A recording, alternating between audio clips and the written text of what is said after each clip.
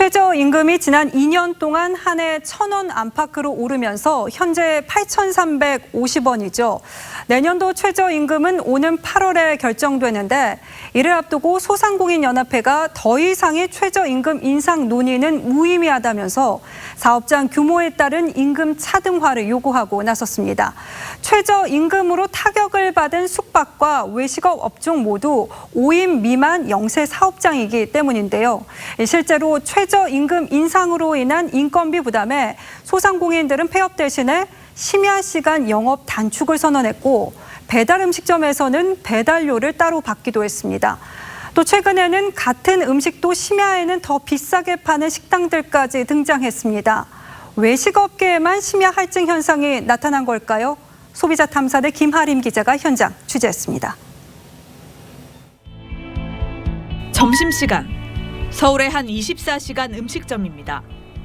종류별로 찌개가 1인분에 7,000원에서 15,000원에 판매됩니다. 먹음직스런 감자탕을 시켰더니 계산이 8,000원이 나왔습니다.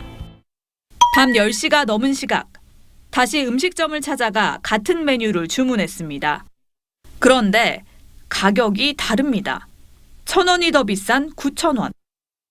밤에는 요금이 들어요. 10시 이후에는 메뉴판에도 밤 10시부터 새벽 6시까지 심야 시간 할증 요금을 받는다고 써 있습니다. 자세히 둘러보니 식당 곳곳에 메뉴당 1,000원, 심야 할증 요금 안내문이 보입니다. 낮에 왔을 때는 가격이 얼마나? 야간에는 할증이 1,000원씩 붙어요. 모든 메뉴에. 야간에는 다 시기도 올라가요. 똑같은 내용물이지만 인건비 부담이 커져 심야 할증 가격을 받는다는 건데 심야 할증비가 네. 있는데 혹시 괜찮으셨어요? 처음이에요. 미안합니다. 이거 심야에 일하는 사람들은 좀 페이도 세고 해서. 그런데 밤이 되면 요금이 오르는 곳은 더 있습니다. 자정이 지난 새벽 시간 이 배달 앱으로 음식을 시키면 배달 요금을 더 받는 겁니다. 자정이 넘은 시간 배달을 시키면 업체에 따라 500원에서 2,000원 정도 비용을 더 줘야 합니다. 심야에는 더 받으세요? 네네. 야간 할증? 서비스업계에 이처럼 심야 할증 요금이 하나둘 생겨나기 시작한 건 최저임금 상승 등으로 인한 인건비 부담 때문. 최저임금은 최근 2년 새 6,470원에서 8,350원으로 30% 가까이 올랐고 주유수당과 야간수당까지 챙겨야 해 업주들로선 부담이 커졌습니다. 일부 심야 영업 업체가 여기에 맞춰 할증 요금을 도입한 겁니다. 그런 적이 있어요? 되게 많이 커지기 시작하면 식당 커질 거예요. 임금 인상 부담에 대응하는 방법은 업체별로 다양합니다. 최근 새로 생긴 한 라면 식당.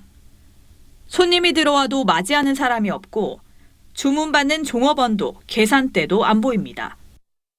자판기 버튼으로 주문하고 카드로 결제하면 음식이 제공됩니다.